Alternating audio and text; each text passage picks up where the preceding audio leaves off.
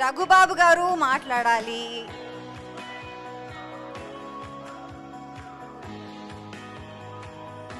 ముందుగా ఇక్కడికి విచ్చేసిన శోభన్ బాబు గారి ఫ్యాన్స్ అందరికీ, అలాగే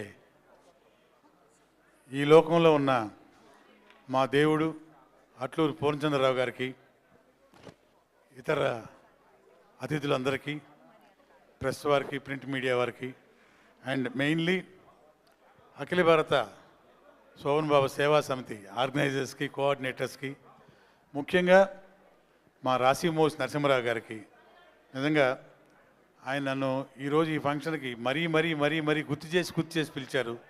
నేను చాలా హ్యాపీ ఫీల్ అవుతున్నాను. మా నాన్నగారు గిరిబాబు గారు సోగ్గాడు సినిమాలో మంచి క్యారెక్టర్ చేశారు. అంటే ఆయన కెరీర్ స్టార్ట్ అయిన కొత్తల్లో ఇది మంచి ప్లస్ పాయింట్గా తయారైంది.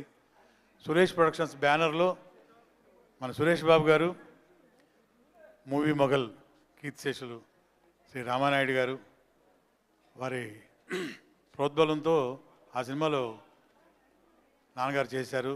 పెద్ద హిట్. సరే, ఎంతసేపు మనం అందరం మాట్లాడుకున్నాం అనుకోండి. అయితే చిన్న బాధ ఉండేది నాకు, శోభన్ బాబు గారితో నేను యాక్ట్ చేయలేకపోయిన బాధ. అప్పటికి నేను యాక్టర్ కాలేదు. అయినా కూడా అదే పేరుతో వాళ్ళ బ్యానర్లో తీసిన సోగ్గాడు అనే సినిమా రెండో సినిమాలో చేశాను నేను. అది తరుణ్ హీరో. ఇప్పుడే రోజారమణ గారు చెప్పారు. అలా ఆ విధంగా ఆ బ్యానర్లో చేయడం జరిగింది.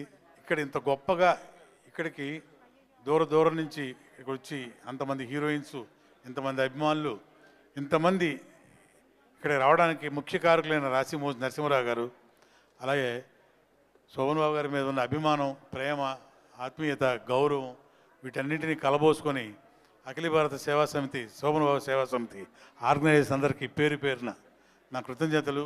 Congratulations, all the best. ఈ ఫంక్షన్లో నాకు పార్టిసిపేషన్ ఇచ్చినందుకు చాలా సంతోషంగా ఉంది.